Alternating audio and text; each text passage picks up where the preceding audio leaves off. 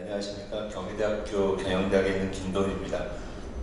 제가 오늘 간단하게 말씀드릴 내용은 저희 아까 홍대식 교수님께서 소개하신 것과 같이 경영학 쪽에서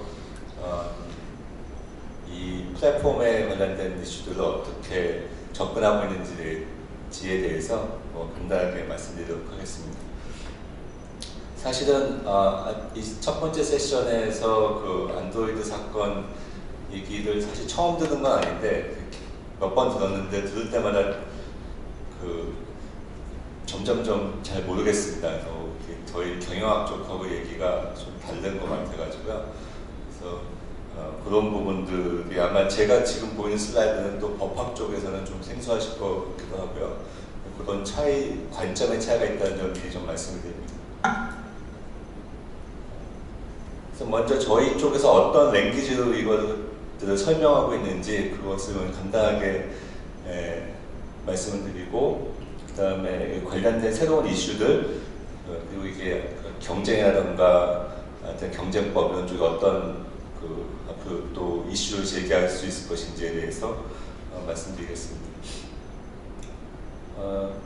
그래서 지금 제가 본 논문 중에서는 이게 가장 나름대로 잘 체계적으로 접근하고 있는 논문이어서 말씀드리면 이제 여기서는 뭐라고 하냐면 플랫폼하고 오픈 이노베이션 그리고 비즈니스 에코시스템이 구조적으로 어떤 차이점들이 있느냐, 우리가 이런 것을 어떻게 구분해서 보고 있느냐를 이제 설명하는 하버드 대학교 경영대학에서 나온 2017년 논문입니다. 근데 이게 2019년에도 이제 계속 비슷한 연구를 하고 있는 것 같아요.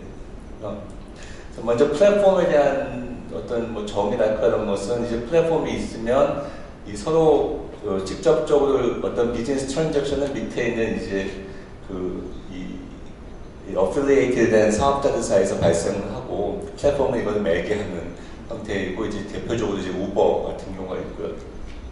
오픈 이노베이션 형태는 이제 트레드리스라고 하는 이제 티셔츠 만드는 회사인데 여러 가지 디자이너라든가 심지어 유저한테까지 아이디어를 받아서 기업은 이것을 종합적으로 어떤 새로운 상품을 기획해서 판매하는 그런 형태의 관계를 보이고 있고, 비즈니스 에코시스템은 말 그대로 이제 이거 비즈니스 에코시스템이라고도 얘기했지만 그 전에는 이제 밸류 네트워크라고도 얘기했습니다. 이렇게 보시면은 어떤 하나의 제품을나 서비스를 완결하기 위해서 다양한 기업들이 서로 이제 어필리에이트 되는 관계도 있고 직접적인 트랜잭션도 주고받으면서 그 비즈니스를 하고 있는 모습을 보이고 있습니다. 이렇게 보면 예전에 저희가 이제 밸류 체인이라고 항상 얘기했던 리니어한 형태의 프로덕션 시스템은 굉장히 다르죠. 예전에 이런 형태로만 설명해도 충분했었고, 제가 알기로는 현행의 경쟁법이라든가 모든 얘기들도 다 이쪽의 프레임워크에 초점이 맞춰져 있습니다. 그래서 하나의 기업이 다른 기업한테 뭘 넘겨주고 이 안에서 부가가치가 창출되고 그런 것들이 되면 굉장히 깨끗한 세상이죠. 근데 지금은 사실은 그렇게 돼 있지가 않고 이게 굉장히 복잡한 흐름을 보이고 있습니다. 그래서 여기서 굳이 플랫폼을 찾아낸다고 하면 이 두 개의 기업을 합치면 어플리에이트된 두 개의 사업자들 사이에서 어떤 트랜잭션을 매개하는 역할을 하기 때문에, 만약에 두어 기업이 합쳐진다면, M&A 같은 걸 통해 합쳐진다고 하면 새로운 플랫폼의 역할을 할 수가 있겠죠. 이렇게 좀 다이내믹하게 변하는 모습을 저희는 이제 좀 구조적으로 좀 보고 싶어하고, 그것을 이제 조선 아키텍처라는 용어를 많이 부르고 있습니다. 같은 점이라고 하는 것은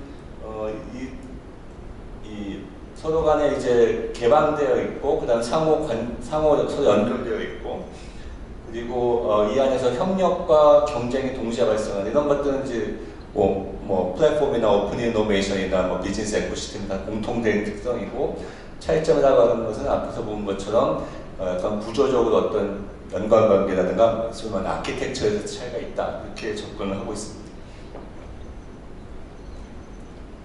이것이 어떻게 발전되어 오고 있는지는 볼드윈, 역시도 하버드 대학 경영대학 교수인데, 이분이 이제 가장 잘 정리하고 사례를 가장 잘 이제 정리했는데요.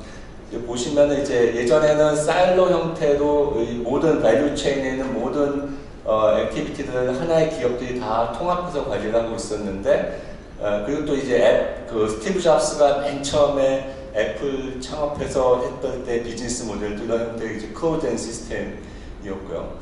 그 이후에는 이것들이 이제 IBM에조차도 자기 플래그멘트 되는 말은 용을 안 쓰고 혼동 여지가 있어서 말을 안 쓰고 좀 분산화된 형태로 그렇게 해서 이 밸류 체인상의 여러 가지의 그 액티비티들을 여러 기업들이 나눠 갖고 있을 뿐만 아니라 담당하는 역할도 다 달라지는 그런 형태로 이제 진화하고 있고, 우리가 이것을 이제 소위 말하는 오픈 비즈니스 에코시스템, 뭐 그냥 근데 워낙 비즈니스 에코시스템 자체는 오픈되어 있기 때문에 굳이 오픈한 말 안 붙이고 그냥 기업 비즈니스 생태계다라고 이제 얘기를 부릅니다. 그래서 그 과정을 이제 자세히 보면 IBM, 그러니까 컴퓨터 인더스트리에서 1985년부터 10년 단위로 이제 이 인더스트리 그 구조가 이제 아키텍처가 어떻게 변하는지를 이제 비주얼라이즈 한 건데요. 여기 보시면은 1985년에는 이 오른쪽 이 버텀 X는 이 마켓 밸류에이션들을 나타내는 거, 이 자체 액수보다 이 넓이가 중요한 겁니다. 이제 IBM이 이제 블루니까 IBM이 가장 많이 차지하고 있죠. 이만큼의 시가총액 기준으로 이만큼의 마켓 밸류에이션 갖고 있고, 나머지 회사들이 조금씩 갖고 있는데, 대표적인 특징을 보면 이쪽부터 이쪽까지는 이제 버티컬 펑션들을 어디까지 담당하느냐 이렇게 되어 있는 것을 보면 IBM이 완전히 사일로 형태로, 나머지 다른 회사도 다 사일로 형태로 이 아키텍처를 구성하고 있는 걸 볼 수 있습니다. 근데 이게 95년에 보면은 이제 이쪽에 이제 상위단의 애플리케이션 부분들은 다른 회사들한테 넘겨지기 시작하고 IBM이 이제 차지하는 부분이 점점 줄고 있고요. 그런데 대신 또 IBM 다른 쪽 확장을 하고, 수직적으로는 점점 줄어들고 수평적으로 확장하고 이런 관계를 보이고 있고, 이게 2005년에 와서는 굉장히 많이 소위 이제 저희는 이제 프래그멘트 되어 있다는 말을 이런 때 쓰는데, 이제 앞에서 하는 용어에서 프래그멘트라고는 좀 굉장히 다른 용어의 정의인 것 같습니다만, 어쨌거나 이렇게 좀 분산화된 형태로 보이고 있습니다. 그래서 이게 우리가 이제 이런 것이 오픈되어 있다라고 이제 얘기를 합니다. 저희 쪽은 이런 게 오픈되어 있는 시스템이고, 그럼 오픈된 시스템의 오픈리스트를 매저할 수 있느냐? 그래서 저희는 이제 나름대로 매저를 합니다. 그래서 어떻게 매저하냐면, 마치 또 이제 볼드윈하고 클락이 했던 연구인데, 이쪽에 수직 축에 있는 여러 가지 기능들을 주고받는 트랜잭션을 보던가, 아니면 여러 가지 어떤 릴레이션을 이제 어떤 조작적 정의를 통해서 지표화 시켜가지고 계량화 시켜서 그들 사이에 관계되는 모습을 보면, 이렇게는 클러스터링 돼 있으면서 주변에 요 클러스터 외에 다른 쪽하고도 이제 인터랙션이 이렇게 보이죠. 그래가지고 어느 정도 클러스터 돼 있으면서 또 다른 쪽하고 상당히 많은 인터랙션이 있을 경우 우리가 오픈리스트도 굉장히 강한 비즈니스 에코시스템이다 이렇게 매저할 수 있습니다. 구체적인 수치로까지도 낼 수가 있고요. 뭐 이런 식입니다. 이런 식으로 해서 나중에 이제 네트워크도 올려가지고 이 네트워크의 어떤 여러 가지 지표를 통해서 이 비즈니스 에코시스템이 얼마만큼 오픈되어 있느냐, 아니면 얼마만큼 클로즈되어 있느냐 이걸 볼 수가 있고, 이런 연구들은 뭐 엄청나게 많이 하고 있습니다. 모든 인더스트리, 뭐 자동차 쪽에서 도요타, 그러니까 일본의 그 자동차 생산 시스템과 뭐 미국 자동차 생산 시스템의 비즈니스 에코시스템이 어떻게 될지, 그 계량적으로 다른지를 평가하기도 하고, 뭐 그런 연구들은 많이 있습니다. 이런 게 저희가 보기에 이제 오픈됐다는 관점이에요. 그래서 저희가 자꾸 이제 보기에는 이제 오픈이냐 오픈하지 않는 거냐, 이거 자체가 그렇게 큰 빅 퀘스천은 아닙니다. 이미 비즈니스 에코시스템은 오픈 쪽으로 이제 오픈된 당연히 오픈은 전제로 해서 이제 오픈 정도에 대한 디그리의 그 차이만 있는 거지, 그것을 이제 하냐 아니냐의 문제는 아니라고 이제 생각을 하고 있고요. 그 과정에서 핵심적으로 역할하는 게 그러니까 이게 프로덕트 모듈러라이제이션이 어느 정도 진행되고 있느냐. 그러니까 이 단계에서 이런 게 이제 클러스터들이 얼마만큼 뭉쳐져 있느냐, 이런 모듈이 잘 발견되느냐, 이런 것들을 좀 평가하고, 이 모듈러라이제이션 레이트가 점점 올라가면 이 비즈니스 에코시스템이 점점 오픈되겠구나 이렇게 예상을 하고 있습니다. 그래서 하나의 일종의 그랜드 하이포테시스는 뭐냐면, 이런 형태의 디스트리뷰티드 모듈러 아키텍처, 컴플리멘트 모듈러 아키텍처가 앞으로는 좀 이 서스테이너블한 이퀄리브리엄이 될 가능성이 점점 더 높아진다, 이런 것들이 이제 좀 경험에 의해서 어떤 가설로 제시되고 있는 거고요.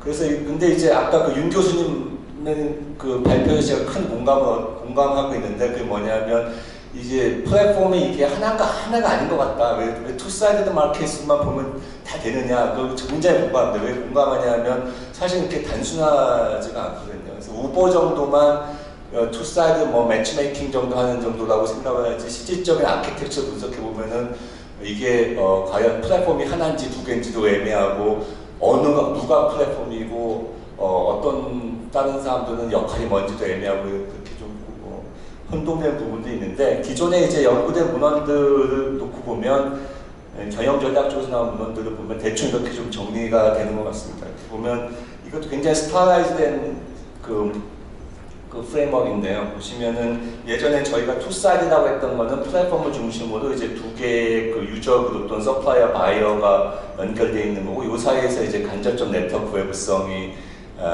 이제 돌아가는 형태의 비즈니스 모델이었었죠. 근데 이제는 그러니까 저희들이 보기에 앞으로 더 중요해지는 부분들은 이쪽 축이 아니고 여기 말하는 수평축이 더 중요해질 것 같습니다. 이거 뭐냐면 이제 플랫폼을 좀 더 풍부하게 해준 여러 가지 파트너들이 개입되어 있는 거죠. 이게 그럼 얘네들은 또 다른 플랫폼이냐, 이제 플랫폼 집단이냐, 여러 가지로 이름을 부를 수 있겠지만 어쨌거나 이런 게 이제 현재 트렌드고 거기에 또 컴플리멘트라고 부르는 어떤 사업자들이 붙기 시작합니다. 예를 들어서 우버 같은 경우 할 때 왜 디디 출신이 중국 시장을 성공하고 왜 우버가 실패했는지 보면 가장 큰 역할은 게 이제 컴플리멘터 역할은 알리페이가 들어갔느냐 안 들어가냐 이 차이였습니다. 그러니까 이게 알리페이는 분명히 플랫폼의 아주 이센셜한 특징은 아니었거든요. 매치메이킹 하는 게 이센셜한 특징이지 이게 이 페이먼트를 누가 하느냐 문제는 사실 부차적인 문제였는데 디디 출신은 알리페이를 잡았고 그 우버 차는 알리페이를 잡지 못한 거죠. 그러니까 그 컴플리멘터 사이의 어떤 역할들이 굉장히 중요해지는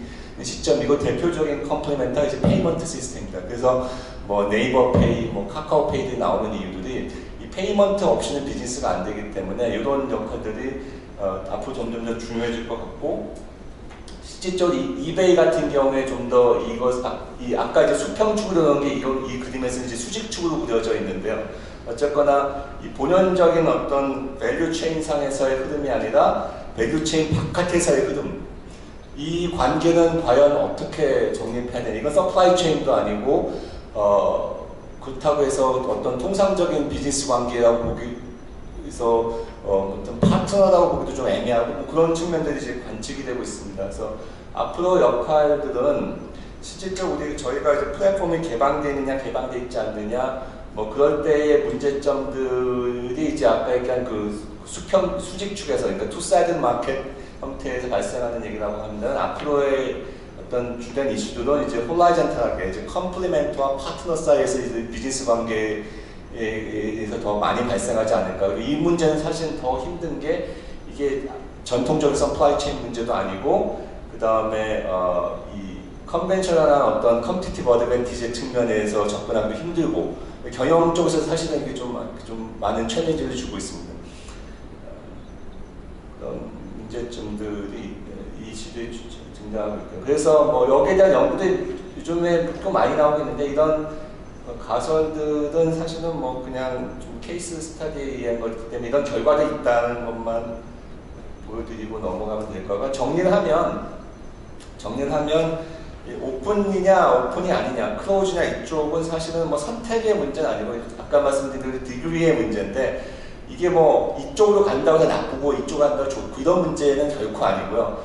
나는 이 비즈니스 환경이라든가 나의 비즈니스 모델이 발전되는 과정에서 이 모두 중에서 내가 이제 선택을 해야 된다는 거죠. 경영 전략적 차원의 측면에서 봤을 때는 어떤 이 핏이 잘 맞아야지만 그 비즈니스가 성공하고 핏이 잘 안 맞으면은 그 비즈니스 실패할 거다 이렇게 생각을 하고 있습니다. 그래서 이쪽으로 갈수록 그러니까 클로즈된 형태, 좀 인티그레이트된 형태로 갈수록 그 플랫폼의 역할 자체가 이제 오케스트레이션 역할을 하게 되고 좀 더 밑에 하위에 많은 플랫폼을 거느리는 형태가 될 것 같고 아까 앞에서 말씀하신 이제 콴다 같은 경우도 보면 그런 식으로 갖고 있는 거죠. 맨 처음에는 오픈된 형태는 주로 이제 솔루션 프로바이더라든가 아니면 시커 형태의 이 펑션을 했다고 하는 플랫폼이 그런 펑션을 했다고 보면 점점 이제 비즈니스가 스케일업되고 확장되면서 다양한 다른 플랫폼, 다른 사업자들이 이제 컴플레멘터들이 이제 직접적으로 들어오면서 이 사람들을 관리해야 되는 측면이 생기는 거죠. 그렇게 되면 이 비즈니스 자체가 오케스트레이션 쪽으로 가게 되면 어느 정도 클로즈 될 수밖에 없을 거다.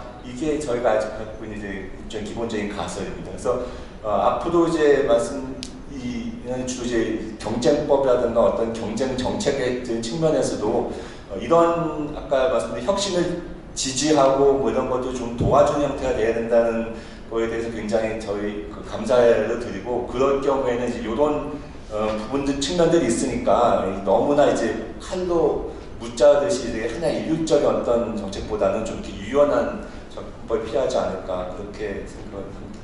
제가 토론을 드리고 있습니다.